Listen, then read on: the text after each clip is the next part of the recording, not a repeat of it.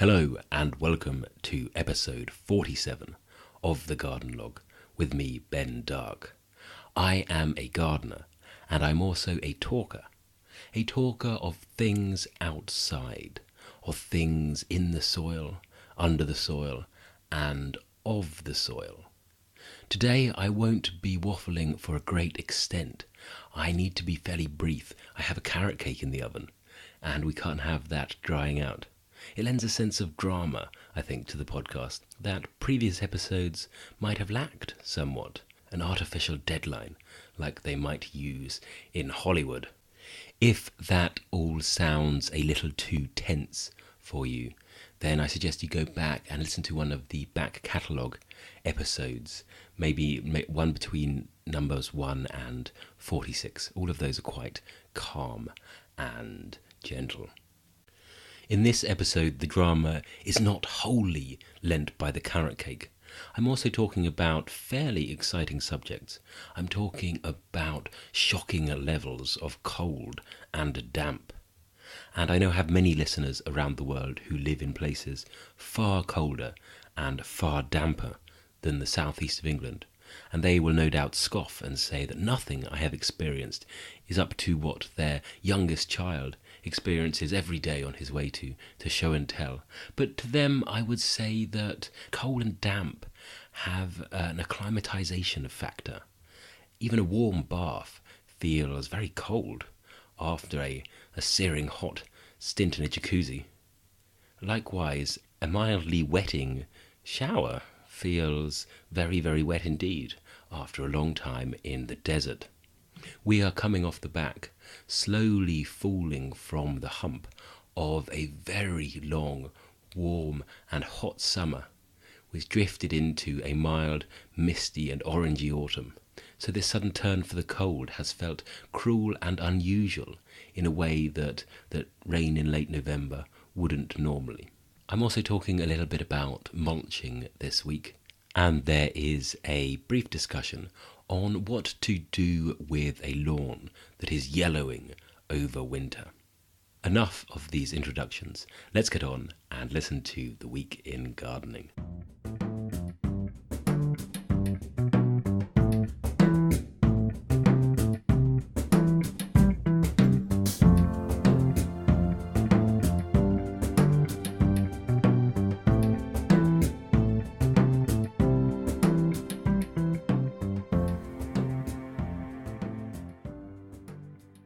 Welcome to The Week in Gardening. I started Monday morning with a fairly clear plan, which is often the way. You leave on Friday thinking, I'm never going to think about that patch of green ever again. I'm going to spend my weekend obliterating it from my mind. And then immediately, Saturday morning, you wake up and think, well, that's quite a good idea. Maybe I'll try that. And I really should order this thing and that. And then before you know it, you've spent the whole of Sunday evening almost pre-living the week to come. So on Monday morning, I arrived full in the knowledge that I would be giving the grass a winter feed. Now this is because the lawn was looking slightly ropey. It's looking yellowed not in patches as so much as overall. It's looking grizzled. It's looking like a cowboy whose beard has started to grey and the grey hairs have been stained nicotine yellow by his cheroot smoking. Except obviously all the other hairs are green. But anyway, it's looking yellow flecked. And this is somewhat inevitable. None of us look our best over winter, and the lawn is the same. It's a hard business being a plant and keeping your leaves full of exciting, jam-packed cells doing all sorts of incredibly complicated chemical reactions. You think, photosynthesis, but that's just the beginning. And because the light levels are so low, there's really no point in producing new leaves. It's energy that won't pay itself back.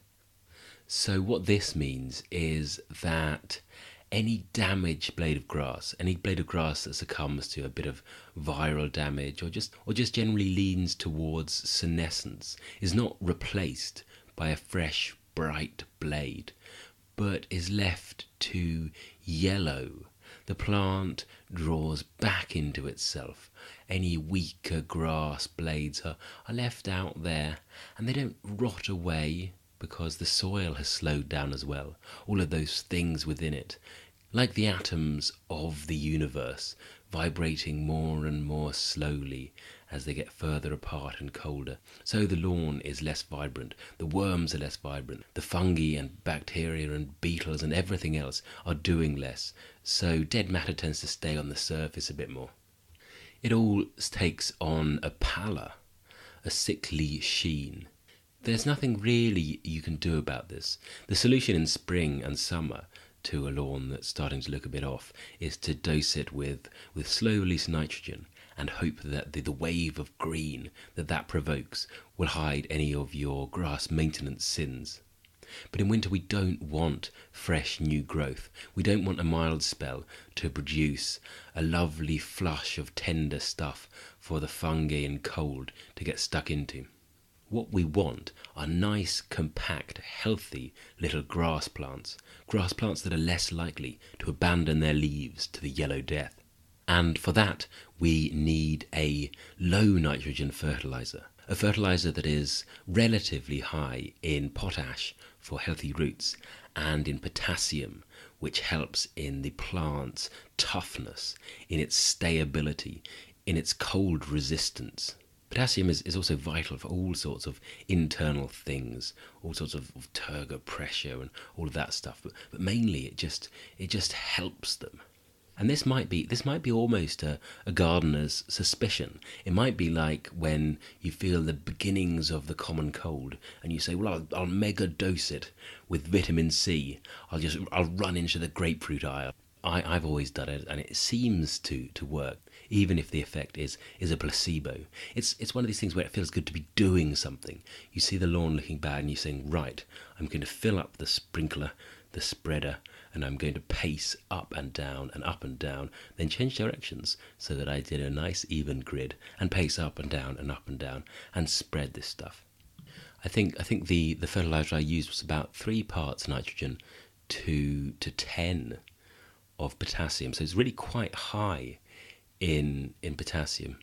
And the other thing that people often put down in winter, which I haven't done, is iron for a grass green and a moss kill. But if we need to do that, we might do that later as we're coming out of winter. I tried to apply at the rate of about 22 grams per square metre. 25 grams is the recommended dose. I was being a little cautious. It's quite hard to calibrate the spreaders, but I think that's just about what we managed to use. And this won't be a magical solution. This is not a reversal of the aging process. This is just a cream to firm up those first wrinkles and hope that we manage to look fresh for a little longer. It's funny, it's one of those situations where you're actually just abusing nature. Often as a gardener, I feel that we are not the nature-loving souls that we are sometimes like to portray ourselves as. Our relationship to nature is one of coercive control. We force it to do our bidding. There are absolutely sound biological reasons why a lawn should be allowed to just look a bit crap. That's fair enough, and goodness knows I look awful all winter. But it's no, I'm going to go out and I'm going to force it to put on its brightest and best coat. We're sort of lion tamers, making nature jump through our hoops, rather than maybe big cat ecologists on the Serengeti just looking at it. Anyway, that was Monday. I showed nature who was boss, and went on to Tuesday, when nature got its revenge in bucket loads. It turned wet. And it turned wet in a cruel, easterly, persistent way. It was a wheedling sort of wet, a sort of wet that seeps through the cracks between your sinews. It was saying that no matter how much potassium I might want to play with, there are forces far greater than I. We did have some greenhouse work to do, which was quite nice, but unfortunately there wasn't really enough for a whole day's greenhouse work for 2 people. So I nobly gave the greenhouse jobs to my colleague, and so he went and potted up the last of the washed dahlia tubers and cleaned off some of the begonias, the big hanging begonias that we've taken out of the tubs, and potted up the last of the paper white narcissi.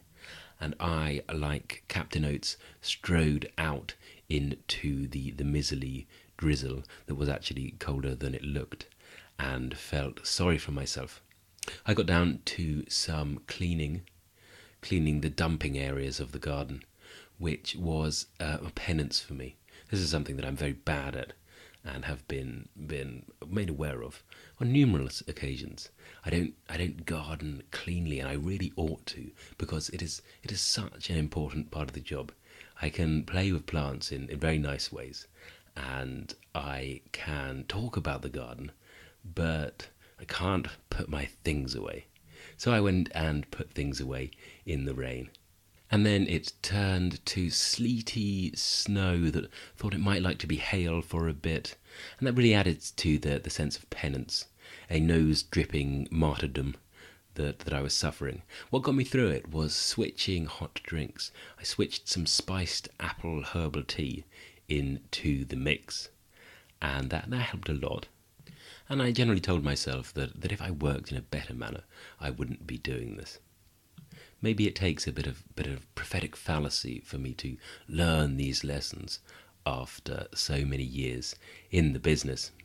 If this were a film, Wednesday would dawn bright, my quest completed, the horrible areas of the garden once more pristine. But Wednesday was worse in the morning. It was awful. It was like all of the cold of yesterday had just hung around and marinated.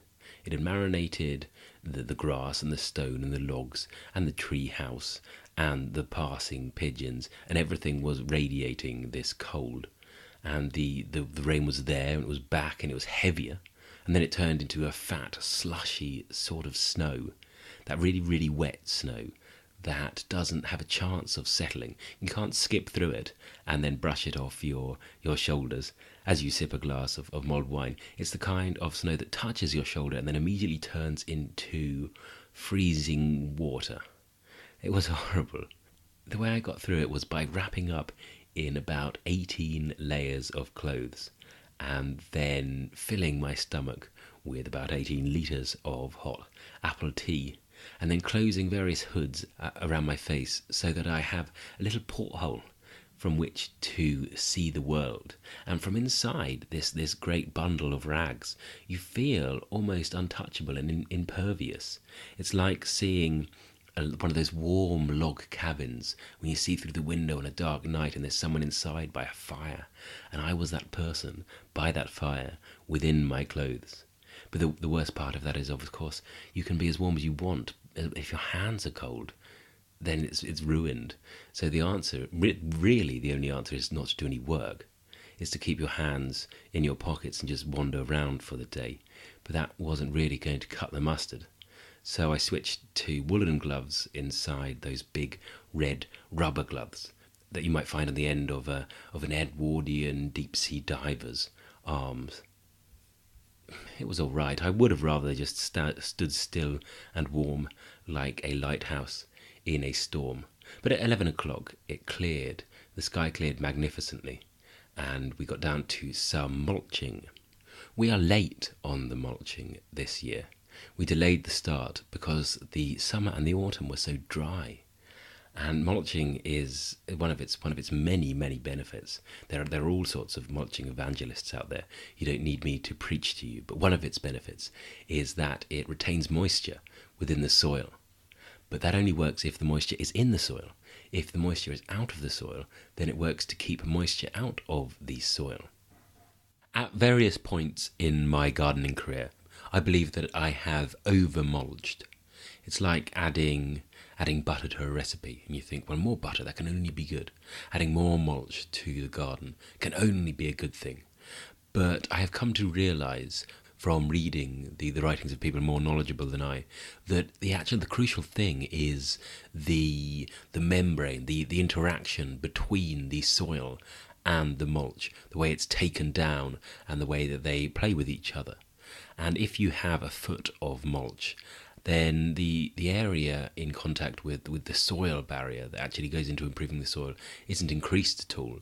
But what you have is more mulch compressing that soil, is more mulch stopping water from reaching the soil, is more either mulch on the roots of the plants, compacting them, or plants planted directly into the mulch. And I mulch with compost, and plants will grow in pure compost, but there are certain minerals in the soil that are essential. Just rotted plant material isn't enough. So 6 or so centimetres each year across every flower bed and every bit of bare ground you can possibly see seems to work well. That is except for areas like the dry garden, which has a gravel mulch, and it would be madness to go and mess that up with our lovely homemade compost. People worry about compost as a mulch, particularly homemade non-sterilised compost, because it will be full of weed seeds and other bad things. I think our compost must get incredibly hot, because I don't see a problem with that particularly. The compost is turned almost every day with a digger, and we treat it very, very well. Or it might be that that's a bit of a false fear. We've got to remember that there are weed seeds absolutely everywhere, and the compost probably does contain them, as does the soil, as does the air, as does the soles of your feet, the little toes of the pigeons, and many, many other things. I get lots of little beech trees growing in that fluffy tarantula fur that you get inside the crown of a tree fern. And I'd like to see one day what happened if we were to let the tree grow on. Not very much, I suppose, an eventual dead sapling, but it would be quite fun. Anyway, that was Wednesday. The whole day was spent carting mulch up and down the garden. And there is nothing more pleasurable than standing back to admire a freshly mulched flower bed. It's like virgin snow, completely unbroken and unsullied, unflattened by water, unflattened by rain, and unfurrowed by footprints. On Thursday, I was off on the Garden History Masters. We went to see the archives of the Landscape Institute, which are held in the Museum of English Rural Life in Reading. It's quite interesting. There were lots of Brenda Colvin, and Geoffrey Jellicoe, and Sylvia Crow, plans and diagrams there, the original plans for the landscaping of the University of East Anglia, and various modernist-leaning designs. A really good collection. If anyone is in need of doing a bit of research into the modernists, I suggest heading out there and digging into the archive. I'll talk a bit about something I saw there in the recommendations section this week, and where it's not a piece of tracing paper with a design on it. And on Friday, we cleaned the garden, got the garden ready for a weekend of parade ground inspection. One of those days where the idea was to leave the garden with it looking as much as possible like the film set of a garden built in a studio somewhere in the Hollywood Hills or perhaps West London. All the paths were washed with a pressure washer, which is an incredibly satisfying job, particularly if you wash everything else you pass as well.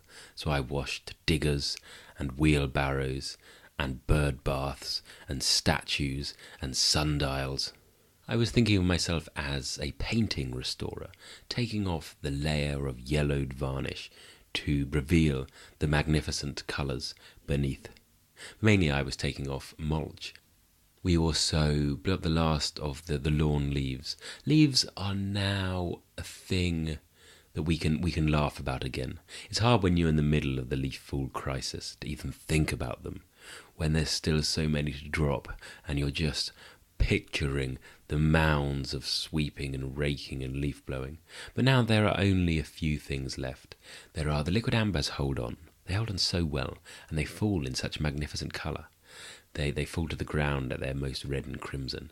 And then things like the cotinus, some of the shrubs like that will drop, are still holding their leaves. A couple of mature apples. Some apples are really stubborn, almost like the leaves are glued on.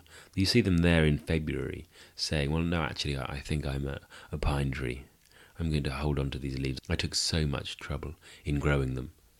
There are quite a bit of oak leaves hanging around. They tend to be one of the last of the forest trees.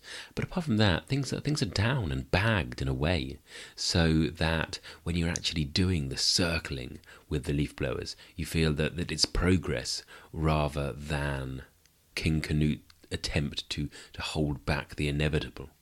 I talked last year about my leaf-blowing daydreams, how I like to picture myself as some sort of fast, fish-like creature, either one of the smaller dolphins or perhaps something like a marlin, making a bait ball of leaves by swirling round them and turning them into this big central mound as if they were a spinning globe of herring.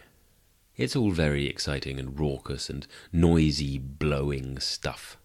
I always think of the butterfly effect when I am blowing leaves. If a little butterfly somewhere in Costa Rica can shape the path of some 4 weeks distant tornado, then goodness knows what all the leaf blowers of the southeast of England, going at this time of November, are doing to the planet. There's probably an entire continent going to be blown away sometime soon. Anyway, we got the leaves away, bagged and stored, and they will be added to the compost heap throughout the year. Once I have started feeding the grass nitrogen again, and it is growing at a lush summertime rate, then we'll need these leaves to add the brown matter to the heap to provide the lovely compost, which will be our mulch for next time of year. And so the great garden cycle continues. We are all just dogs chasing our tails, but we're doing it in lovely settings. And who can ask for more than that? And that was the end of the week. Obviously, I had been pressure washing for a long time, so I finished the day with wet trousers and a warm heart.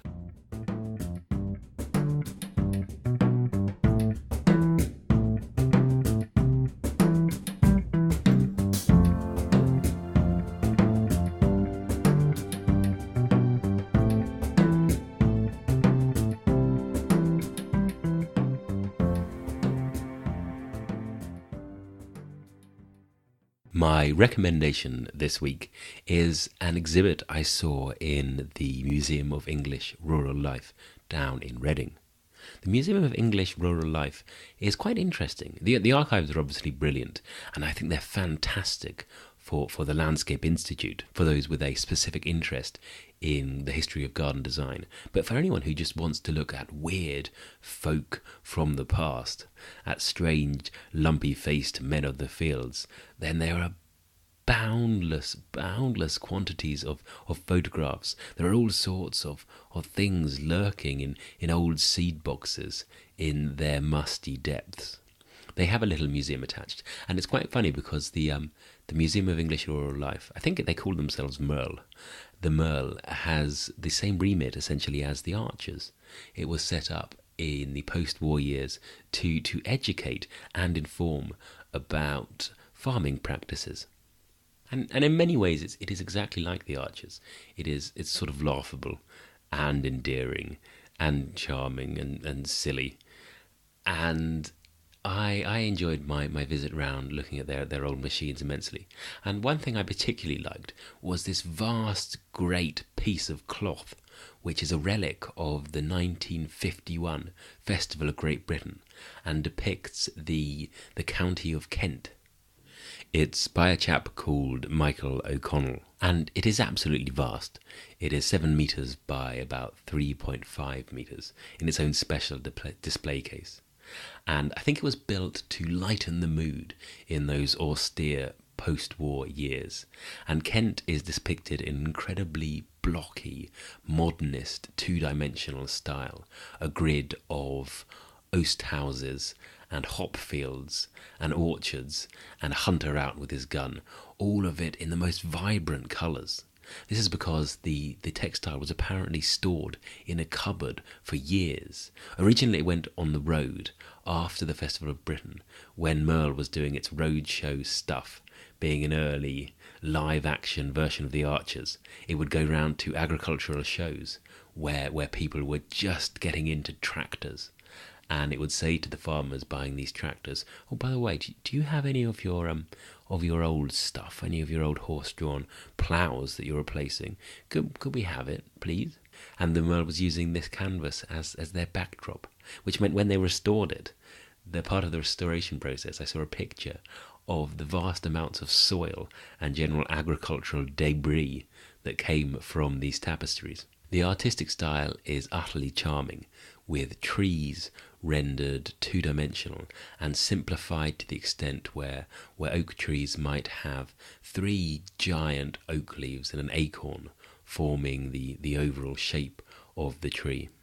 I know that there is beauty in the detail, and sometimes the most amazing works of skills are the tiniest, but the human mind is very impressed by massive, ginormous things, and I think that's what I liked most about this. It's just very big. So if you're into textiles, and I suspect many of you are, then go and have a look at that. I think at some point they're going to change it, because they've got another one. They've got Cheshire. And they hosted a hustings to see which would be on display first, and Kent beat Cheshire by 6 votes, so at some point they will be swapped over.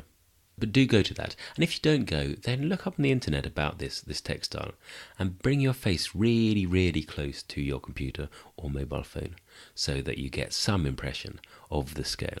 I would like to thank you all very much for listening this week.